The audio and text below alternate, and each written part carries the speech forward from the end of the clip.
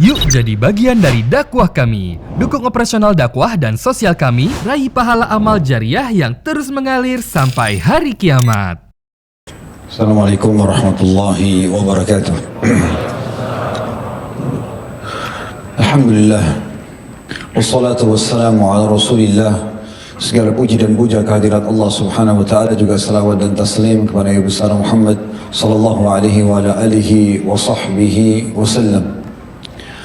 Termasuk nikmat Allah yang melimpah di saat Allah masih memberikan kesempatan, kesehatan, peluang, dan juga keimanan yang mendorong kita untuk bisa menghadiri majelis ilmu, majelis yang mempelajari tentang hukum-hukum Allah subhanahu wa ta'ala, di mana Allah pun menghadirkan para malaikatnya dalam majelis ilmu, dan juga tentunya ilmu itu akan selalu menjaga kita, berbeda dengan harta yang kita sibuk menjaganya, sebagaimana Ali radhiyallahu anhu menyampaikan dalam salah satu statement beliau, dan juga Abu Hurairah menggambarkan inilah warisan yang sebenarnya dari Rasulullah sallallahu alaihi wasallam, yaitu ilmu syar'i.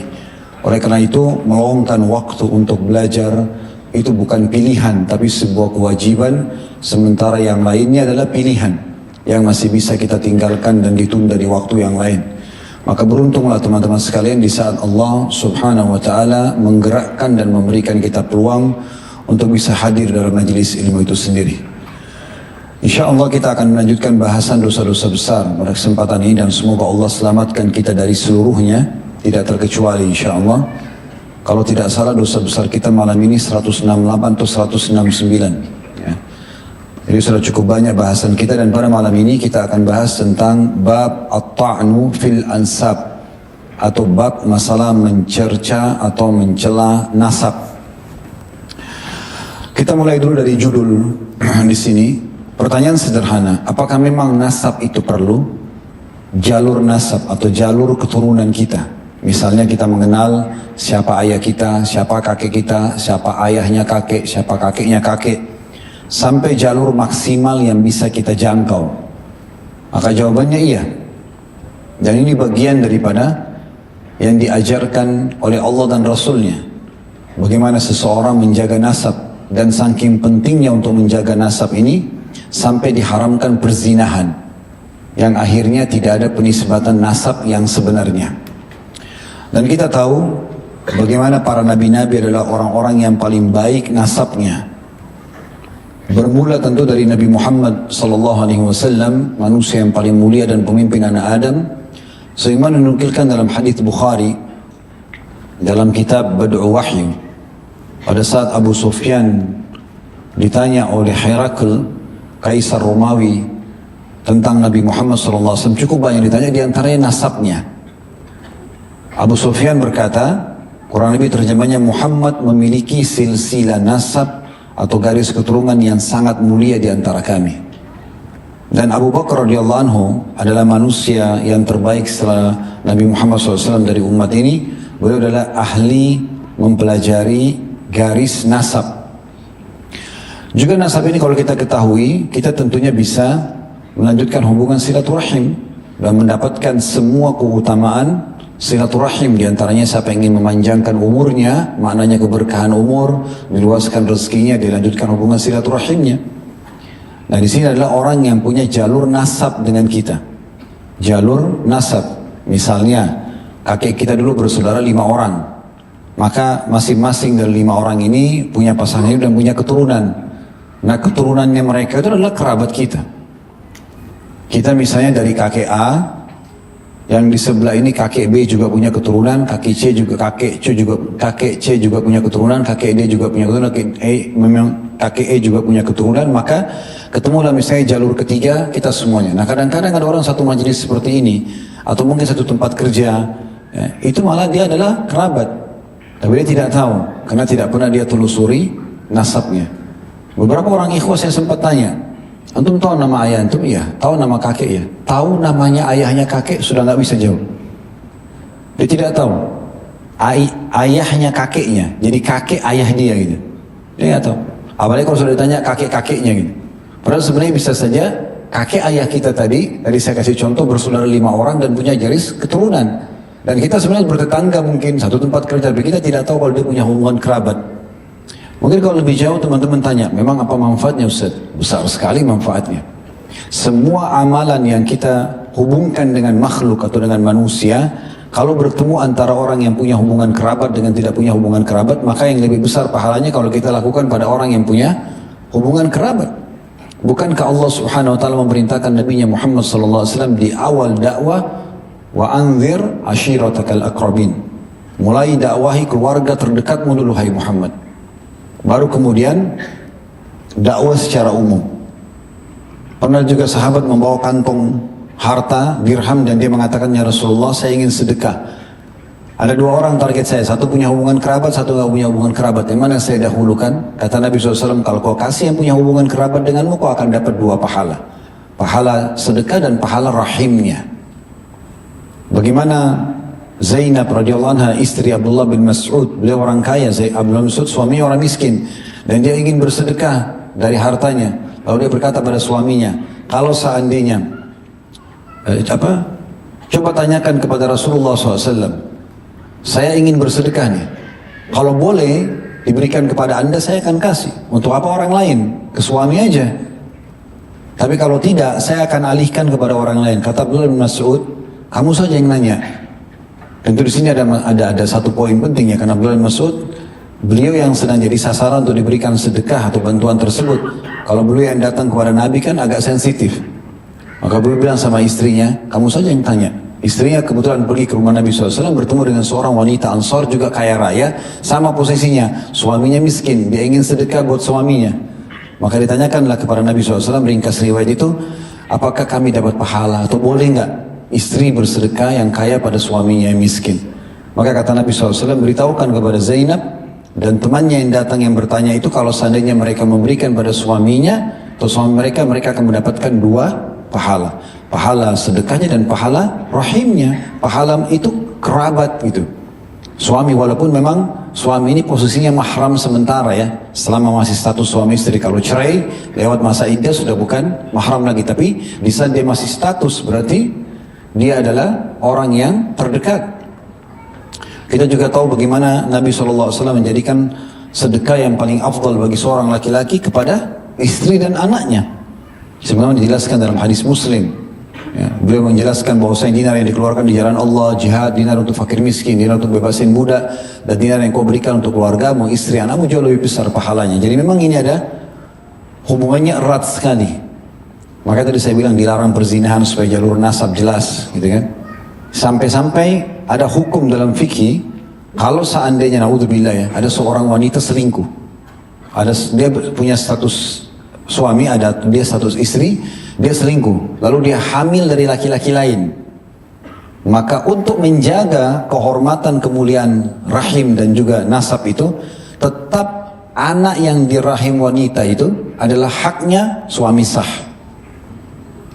Kita tidak bicara masalah bolehnya berzina, itu haram. Tapi sampai pada tingkat itu untuk menjaga supaya nanti anak ini bisa jadi penisbatan kepada sang ayah atau sang suami yang sah.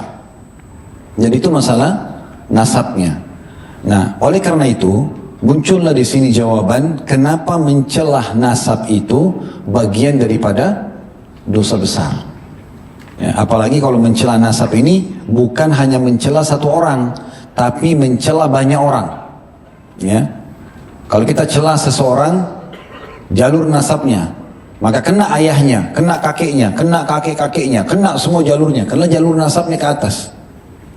Ya, apalagi kalau ada orang yang berlebihan, dia bukan cukup, dia punya masalah sama fulan, dia nggak cukup sampai situ, dia celah sukunya semua. Ya, berapa jumlah suku orang itu? Ya, kan biasa kita dengar begitu kan? Dari suku ini disebut suku ini. Ah, kamu itu memang begitu, suku ini dan suku itu kena semua. Jadi satu kena semua jalur nasab itu. Itu kan banyak sekali musuhnya hari kiamat tuh. Ya, ada orang cuma satu orang, ada yang satu keluarga, ada yang satu suku yang dia, ada orang satu negara. Ya. Itu saya pernah kasih contoh, kalau misalnya ada, ini contoh saja, ada orang kita nikah sama orang Amerika, lalu kemudian yang orang Amerika ini jengkel sama orang kita, lalu dia mengatakan memang kamu itu orang Indonesia. Banyaknya musuhnya satu Indonesia itu. Di dunia dia aman kalau dia anggap dirinya aman karena dia warga negara lain, tapi di akhirat nggak bisa berhadapan sama semua orang nih. Gitu. Kecuali dia minta maaf. Nah itu efek-efeknya ya. Dan memang Nabi SAW sudah menyebutkan kepada kita permasalahan yang dihadapi oleh umat ini salah satunya adalah masalah jahiliyah masih dibawa-bawa. Di antaranya ini ada 2 poin berhubungan dengan nasab, berbangga dengan nasab seakan-akan dia lebih baik daripada orang lain karena sukunya atau karena keturunannya atau sebaliknya. Yang kedua, mencela nasab itu. Perhatikan hadisnya, bagian pegang buku itu ada disebutkan di halaman 121 ya. Ini bab yang belum kita bahas sebenarnya, cuma ini hadis ada hubungannya. Dalam hadis riwayat Imam Muslim nomor 934 di mana Nabi SAW bersabda, "Arba'un fi ummati min amril jahiliyah la yatrukunahunna." Ada 4 perkara di umatku dari masalah jahiliyah yang mereka tidak tinggalkan. Al-fakhru bil ahsab, berbangga dengan garis keturunan. Saya darah biru, saya darah merah, saya darah apa. Nah, gitu-gitu, bangga-bangga biasa orang gitu ya. Merasa diri lebih. Kemudian yang kedua, watta'nu fil ansab. Lalu yang kedua, ini bahasan kita juga, mencela nasab. Mencela orang lain, mencela garis keturunannya gitu kan. Kemudian wal istisqa'u bin nujum. Ya. Ini meminta hujan dari bintang-bintang. Bintang ini, bintang itu misalnya. Kemudian yang keempat, wan niyahatu 'alal mayyit, meratapi mayit. Jadi 4 hal itu yang termasuk perkara jahiliyah yang masih banyak di tengah-tengah umat Islam. Baik teman-teman sekalian, kita coba masuk lebih dalam dengan masalah atau bahasan kita ini. Saya menggabungkan beberapa bab di sini ya, karena Syekh Muhammad rahimahullah beliau membahas masalah nasab ini kalau tidak salah sini ada 4 bab. Setiap bab mungkin 1 atau 2 hadis. Saya gabungkan semuanya dalam bahasan kita ini, dimulai daripada halaman 123 bab at-ta'nu fil ansab, bab tentang mencerna nasab. Beliau mengangkat hadis yang sahih diriwayatkan Muslim nomor 67 dari hadis Abu Hurairah radhiyallahu anhu bahwa Rasulullah sallallahu alaihi wasallam bersabda, "Ithnatani fin nasi huma bihim kufrun, at-ta'nu fil ansabi wan niyahatu 'alal mayyit." 2 hal di antara manusia atau di tengah-tengah manusia, keduanya adalah sebuah kekufuran pada mereka. Maksudnya orang muslim tapi perbuatannya seperti perbuatan orang kafir. Atau bisa bermakna lain, dosanya saking besarnya sampai mendekati level dosa kekufuran. Ada 2 hal kata Nabi SAW. Yang pertama adalah mencerca nasab. Jadi ini dosa besar, luar biasa gitu. Mencela-cela orang. Kalau kita cela orang tersebut, cela sukunya atau cela ayahnya, ini mencela nasabnya berarti. Kemudian yang kedua adalah meratapi mayit. Nah ini bab yang beliau khususkan membahas tentang mencerca nasab. Namun juga ada setelahnya, ada bab manidda'a nasaban laisa lahu. Bab mengaku sebuah nasab yang bukan miliknya. Ini berarti dia juga mencela nasabnya dia sendiri. Dia tidak suka sama ayahnya, dia ganti nasab ke orang lain. Berarti dia cela nasabnya sendiri. Ini bab dosa besar sendiri. Nanti kita akan lebih panjang lebar bahasnya. Itu ada bab setelahnya. Kemudian ada bab juga yang beliau bahas, bab man tabarra'a min nasabihi. Bab tentang barang siapa yang berlepas diri dari nasabnya. Ini bab-bab sendiri semuanya, tapi saya melihat punya hubungan bahasan satu sama lain. Ada 3 bab, maaf tadi saya katakan 4, tapi di sini ada 3 bab. Baik, kita akan bahas satu persatu dengan izin Allah Subhanahu wa taala. Yang pertama, mungkin ada 2 bahasan kalau kita kerucutkan ya supaya lebih mudah difahami tentang masalah nasab ini. Yang pertama adalah masuk dalam at-ta'nu fin nasab, menghina nasab atau mencela nasab. Seseorang berbangga-bangga dengan nasabnya dan menghina nasab orang lain. Dia bangga dengan nasabnya dan dia menghina nasab orang lain. Nah ini biasanya orang berbangga dengan kekayaan orang tuanya atau jalur nasabnya, atau memang mereka pernah keturunan raja, atau pernah keturunan ini dan itu misalnya ya. Nah kita lihat bagi teman-teman yang pegang buku itu ada dalil yang sangat kuat berhubungan dengan masalah itu di halaman 122.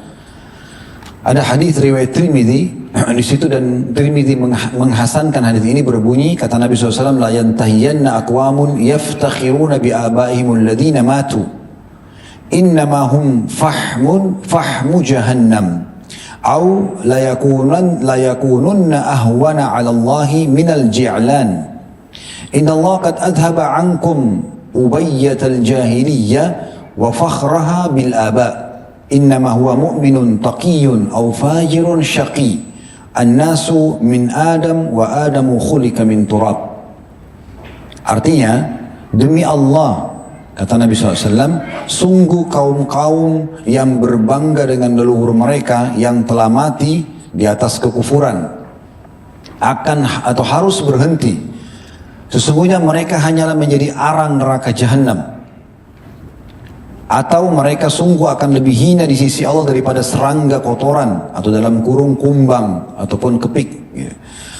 Sesungguhnya Allah telah menghilangkan dari kalian kesombongan dan kebanggaan jahiliyah dengan leluhur.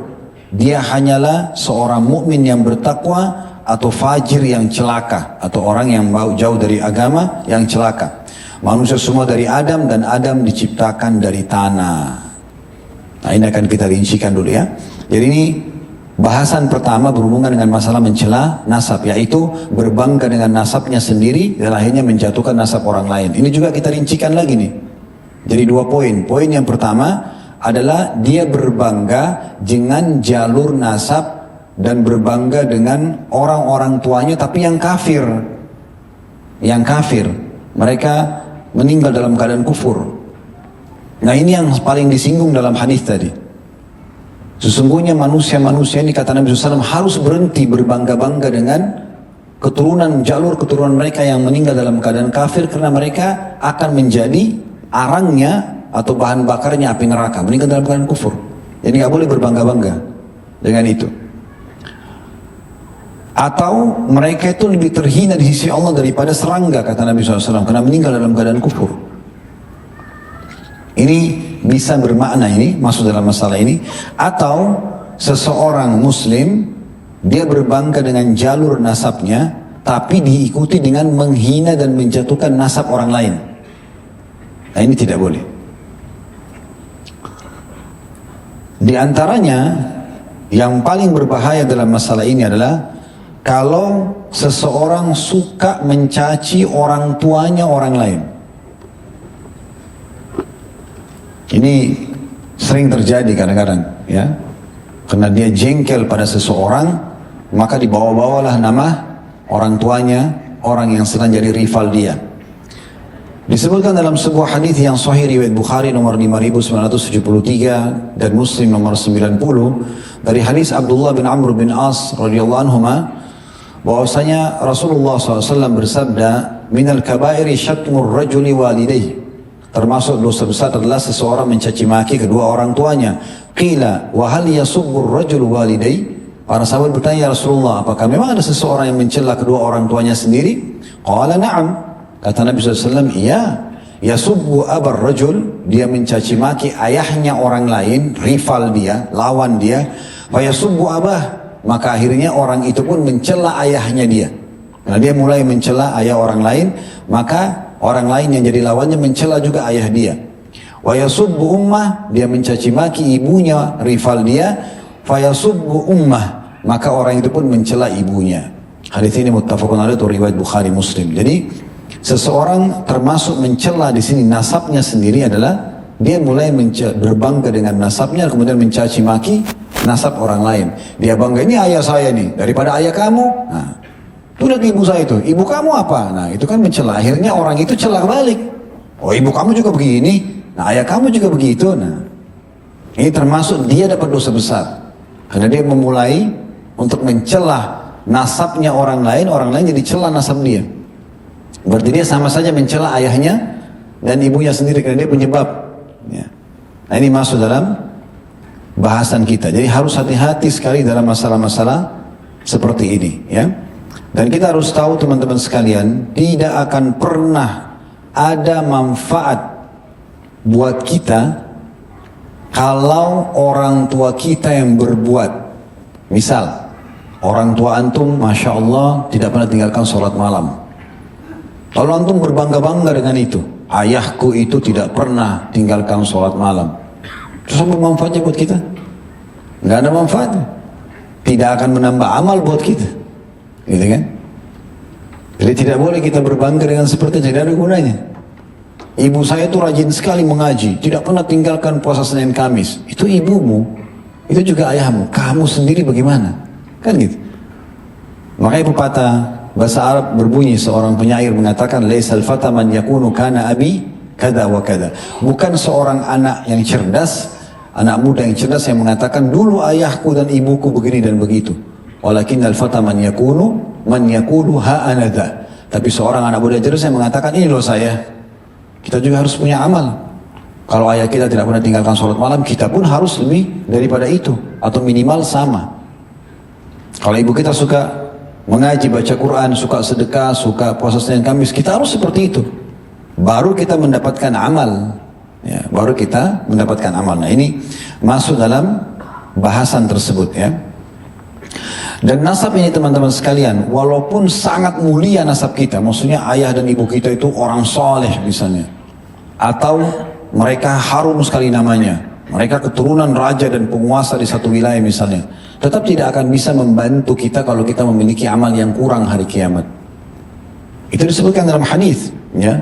Diriwayatkan Imam Muslim nomor 2699 dari hadis Abu Hurairah radhiyallahu anhu bahwasanya Nabi SAW bersabda, "Man batta'a bihi 'amaluhu lam yusri' bihi nasabu."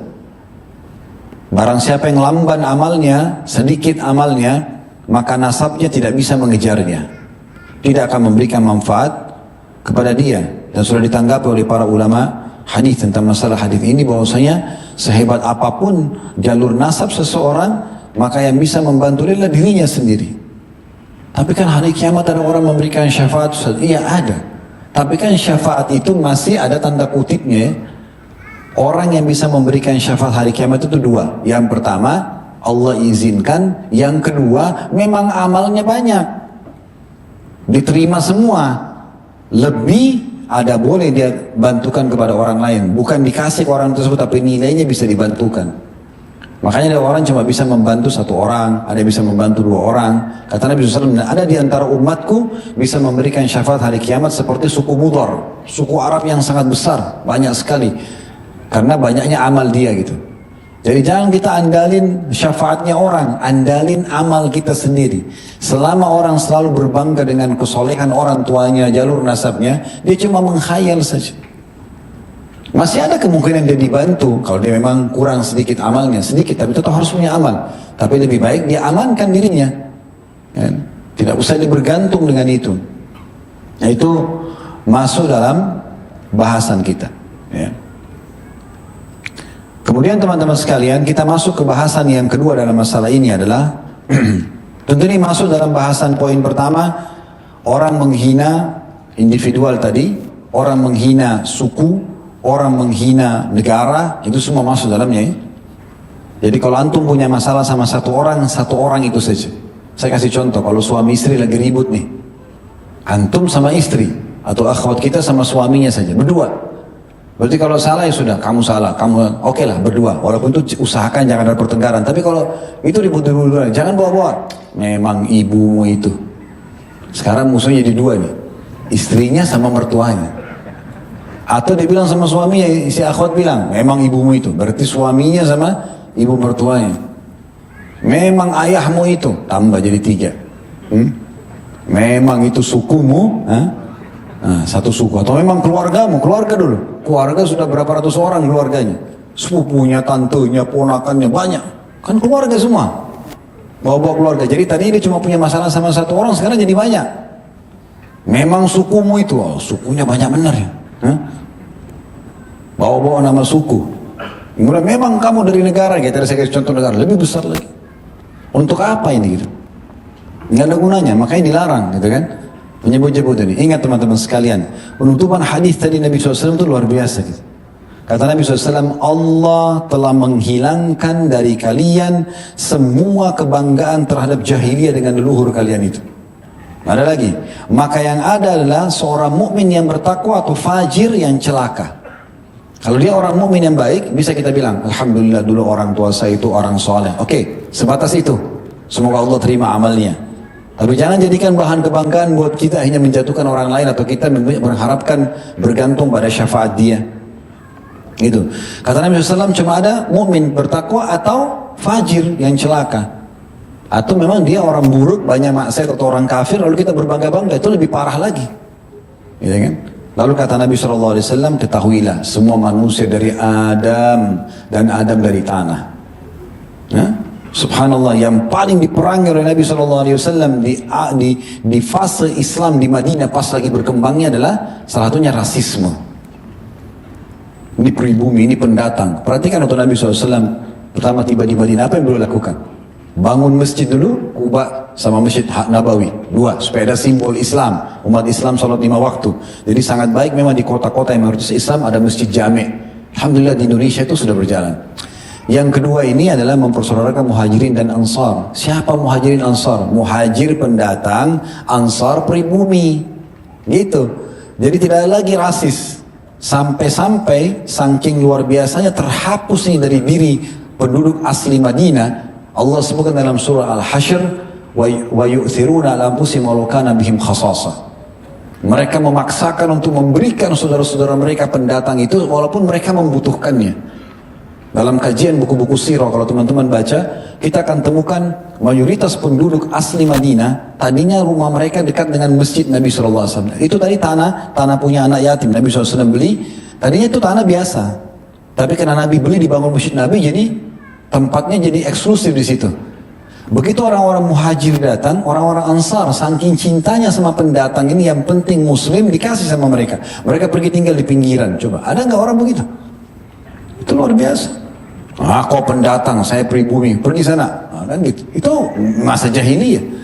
Kalau Islam tidak begitu. Saudara saya muslim, duduk sama saya. Bahkan 70 orang muhajirin yang hijrah ke Madinah itu diperebutkan oleh orang Ansar untuk tinggal di rumah mereka.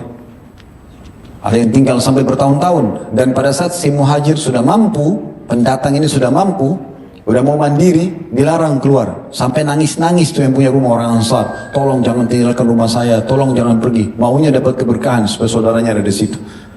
Begitu betul-betul dikikis itu. Pernah bertengkar antara budaknya Umar bin Khattab dari Muhajir dan budaknya seorang dari Ansar. Mereka ambil air di sungai, entah kenapa mungkin lempar-lemparan air berantem. Nah yang budaknya Umar ini bilang, wahai muhajirin, ini kebetulan habis baru pulang perang, pedang masih ada di saku ya, di pinggang, busur panah masih ada, orang masih panas-panasan, siap untuk berperang. Ini teriak, wahai muhajirin, tolong saya, maksudnya kita mau berperang. Yang orang Ansar ini dia mau dikeroyokin nih, wahai Ansar, panggil juga, ribut, hampir berperang dua nih. Tadinya sudah tidak ada nih. Maka langsung ada satu orang di situ sahabat lari ke kemah Nabi SAW. Ya Rasulullah, ini kejadian begini nih. Nabi SAW langsung pakai pakaian beliau langsung datang. Marah, wajah beliau berubah. Lalu beliau mengatakan, apakah ada dakwah jahiliyah? Ada seruan jahiliyah seperti ini sementara saya sudah ada di tengah-tengah kalian? Tinggalkan ini akan membinasakan kalian. Ini kalau sudah ada di tengah-tengah komunitas itu, ini pendatang, ini perubimu, ini begini. Tidak melihat lagi masalah iman dan Islamnya, maka ini jadi masalah. Bahkan sebagai seorang muslim pun kita tidak pernah dilarang untuk hidup bersama dengan orang non muslim selama mereka tidak mengganggu agama kita. Lakum dinukum waliyadin, orang Islam tidak akan ganggu. Indonesia sudah menjadi bukti yang nyata ya, non muslim bahkan lebih bagus ekonomi daripada orang muslim misalnya gitu kan. Banyak mereka buka usaha, tidak ada orang muslim yang ganggu karena memang sudah begitu kondisinya. Itu poinnya. Kemudian masalah yang kedua adalah seseorang tadi yang sudah kita singgung di bab setelahnya, orang yang menghina ayahnya sendiri atau menghapus nasab ayahnya. Nah ini juga ada dua rincian ya. Ada yang orang menghapus karena benci, dia memang tidak suka sama ayahnya, maka dia hapus nasabnya, diganti ayahnya fulan diganti ke fulan gitu kan.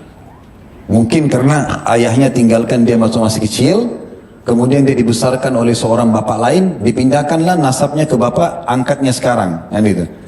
Karena dia pikir ayahnya tidak urus dia. Ini kasus yang pertama, tapi ini haram, tidak boleh ya. Kasus yang kedua yang sering terjadi, istri yang menghapus nasab ayahnya, ganti penisbatan ke suaminya. Kan? Ada orang sampai ubah akte lahirnya, ya gitu. Hapus nama ayahnya ke nama suaminya. Suaminya bukan ayahnya. Kan gitu. Kalau dia dibilang istrinya bapak fulan, oke lah. Istrinya si fulan masih oke. Tapi kalau dia hapus namanya misalnya Aisyah binti ya Muhammad misalnya. Dia nikah, si Aisyah ini nikah sama Yusuf. Setelah nikah dia ganti semua akte lahir Aisyah ya Yusuf. Dia hapus nama suami, nama ayahnya yang dari nama Muhammad misalnya. Itu tidak boleh. Nah ini kasus yang kedua nih ya. Oke, beranjak daripada hadis Nabi SAW, di bab setelahnya yang saya bilang di halaman 124 yang pegang bukunya, bab manidda'a nasaban laisa lahu, bab tentang orang yang mengaku sebuah nasab yang bukan miliknya. Beranjak daripada hadis Bukhari Muslim dari hadis Sa'ad radhiyallahu anhu bahwa Nabi SAW bersabda, manidda'a ila ghairi abihi wa huwa ya'lamu annahu ghaira abihi fal jannatu alaihi haram. Ya.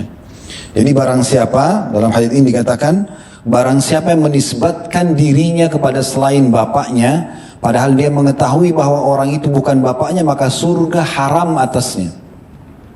Tapi kan bapak saya berzina Ustaz, biar berzina, biar kafir, sejahat apapun ayah antum, tetap nasabnya ke dia.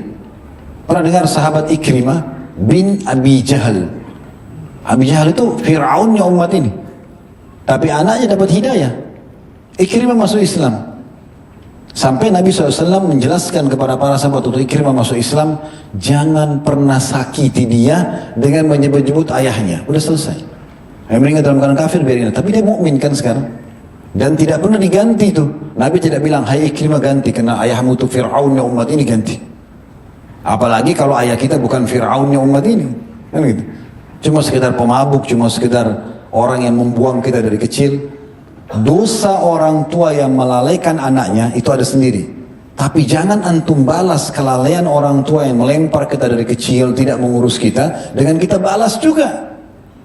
Kita juga durhaka sama dia, kita juga dapat dosa. Dia dosa, kita dosa, kenapa? Nggak gugur baktinya seorang anak dalam Islam kepada orang tua yang membengkalikan dia, membuang dia, tidak mengurus dia. Nggak gugur itu. Ini kasus-kasus ini penting sekali. Ya, karena banyak orang seperti itu ya. Tentu di sini ada juga kasus lain saya ingin tambahkan teman-teman sekalian adalah kalau ada orang yang coba mengubah nasab orang. Kayak kasus misalnya di rumah sakit. Itu kalau salah pernah terjadi tuh, heboh di berita juga ya. Tentang orang yang menukar bayi. Ya. Jadi rupanya ada orang berharap punya anak laki-laki, tapi yang lahir anak perempuan. Maka dia negosiasi sama suster di rumah sakit ganti anaknya. Terus saya pernah dapat berita di beberapa negara di Eropa terjadi, di beberapa negara Asia terjadi informasi itu luar biasa itu kan. Karena masih bayi, orang nggak tahu ditukar. Tinggal kadang-kadang kan di kaki bayi itu ditempel nama kan itu, atau di mejanya, di ranjangnya, kan itu tinggal diganti doang itu. Nah itu kadang-kadang begitu. Nah, itu jadi hilang nasabnya. Nasabnya ini kemana nih? Dia akan dinisbatkan kepada orang lain. Nah, ini tidak boleh. Ini sedikit tambahan saja. Baik, kita kembali ke tadi.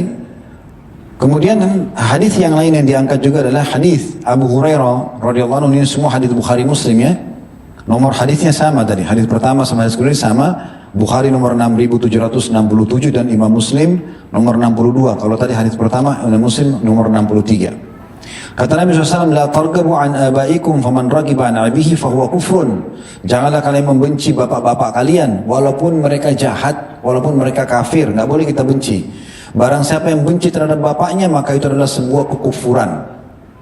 Maksudnya adalah perbuatan orang kafir atau bermakna dosa besar. Level dosanya mencapai mirip sama dosa kekafiran. Jadi nggak boleh kita benci.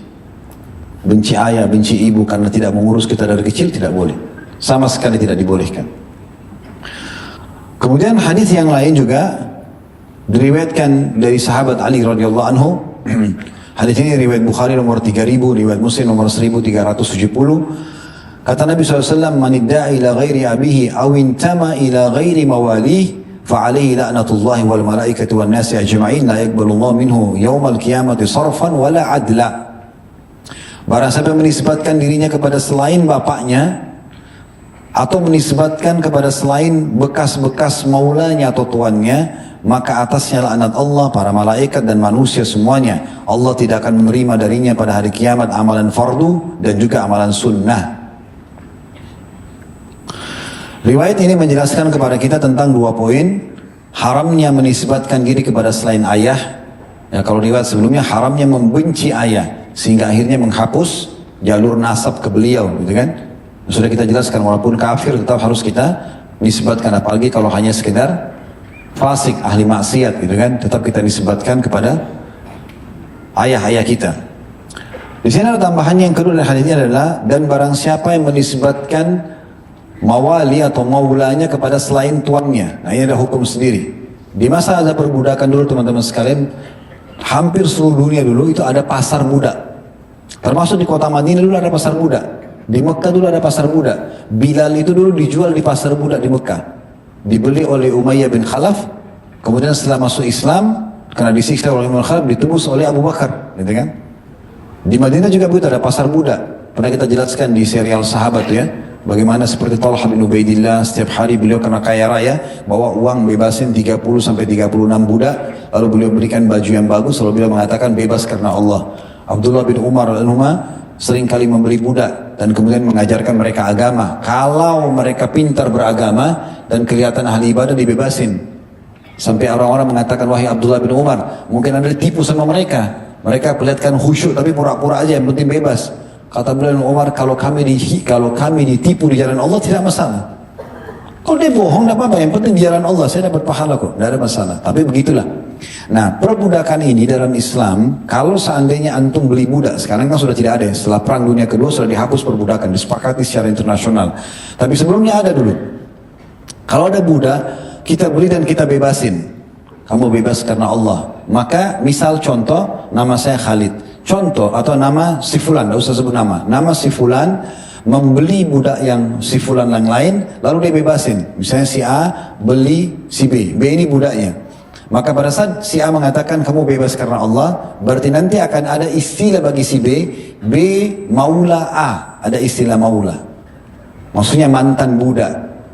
Nah, ini ada hukum sendiri ya.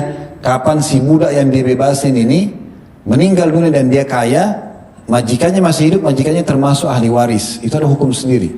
Itu namanya maula. Nah, ini yang dimaksud dalam hadis ini. Awintama ila ghairi mawali. Atau kalau ada orang sengaja menisbatkan maulanya kepada bukan tuannya.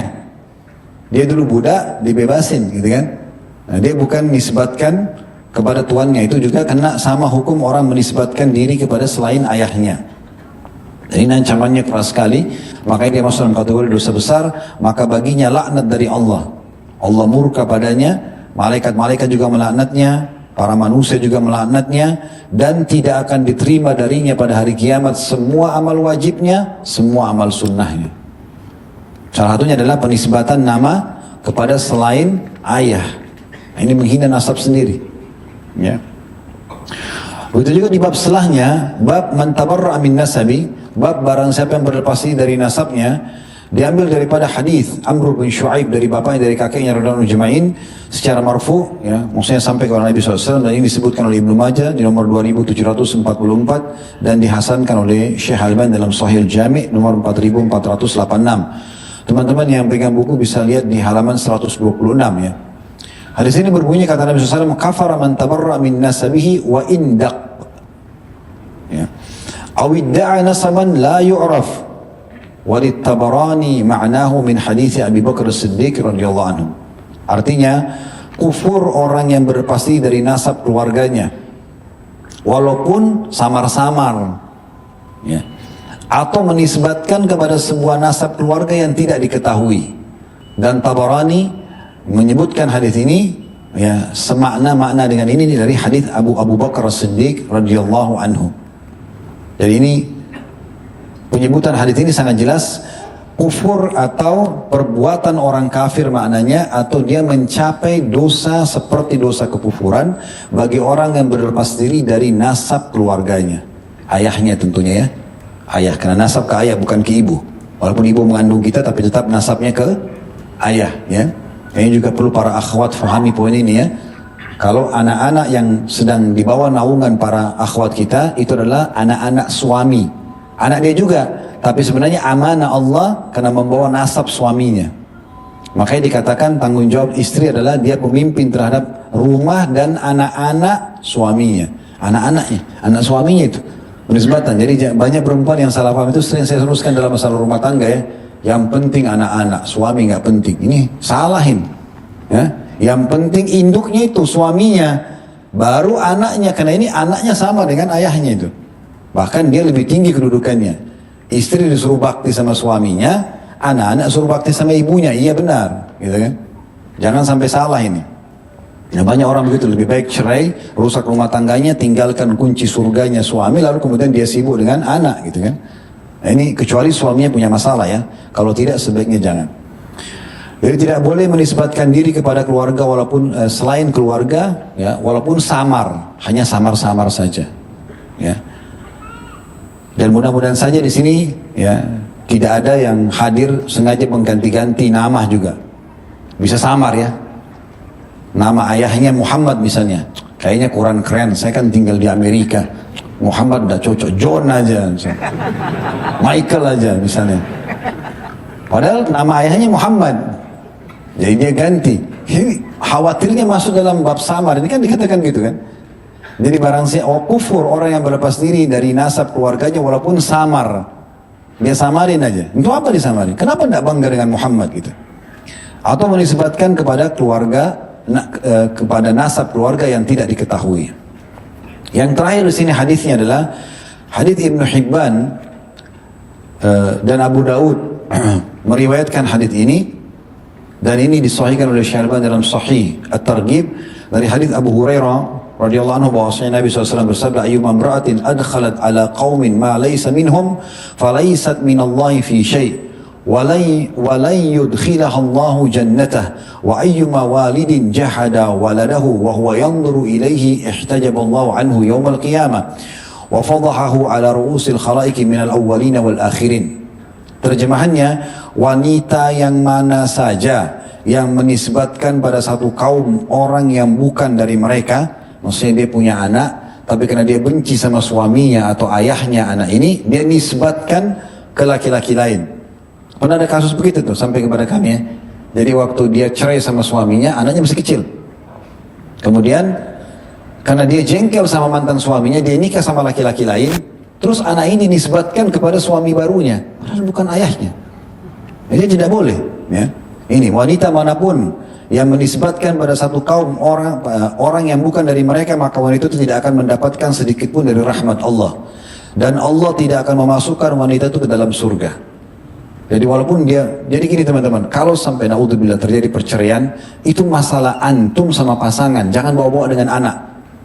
Banyak orang begitu dia cerai, hak asuh jatuh di tangan ayah misalnya, udah nggak boleh ketemu ibumu, misal contoh. Atau hak asuh jatuh di tangan ibu, udah nggak boleh ketemu ayahmu. Padahal masalah mereka pribadi, apa hubungannya dengan anak, dosanya apa? Harusnya dia berlapang dada, kalau dia tidak cocok sama pasangannya sudah cerai. Tapi anak-anak tetap harus berhubungan dengan orang tuanya. Bagaimana dihapus status ayah dan ibu dari anak tersebut, nggak mungkin. Kan begitu. Selanjutnya penutupan hadis dikatakan orang tua atau dalam kurung bapak mana saja yang mengingkari anaknya padahal dia tahu bahwa itu anaknya, maka Allah akan menghalanginya dan menjauhkan dari rahmatnya pada hari kiamat. Allah akan menghinakannya di depan makhluk baik yang awal ataupun yang akhir. Hadis ini riwayat Abu Daud nomor 2263. Perlu digarisbawahi di sini poin penting ya. Berarti ada tambahan informasi yang perlu kita masukkan dalam masalah nasab adalah sebaliknya. Kalau ada orang tua yang menolak nasabnya, dia tolak anaknya tadi. Ini bukan anak saya. Mungkin karena dia curiga istrinya selingkuh misalnya. Hamil. Sekarang kan di masa sekarang ada tes DNA ya. Tapi kalau zaman dulu orang tidak ada gitu. Maka kita tidak perlu untuk curiga seperti ini. Membuat diri kita tidak tenang gitu kan. Akhirnya sibuk memata-matai pasangan, tidak usah. serahkan kepada Allah Subhanahu wa taala. Kita tahu ini istri sah kita, maka anak yang lain adalah anak kita juga semuanya. Kalau dia curang itu urusan dia sama Allah Subhanahu wa taala. Jadi tidak boleh kena curiga, akhirnya antum mengatakan ini bukan anak saya. Padahal sebenarnya nasab antum.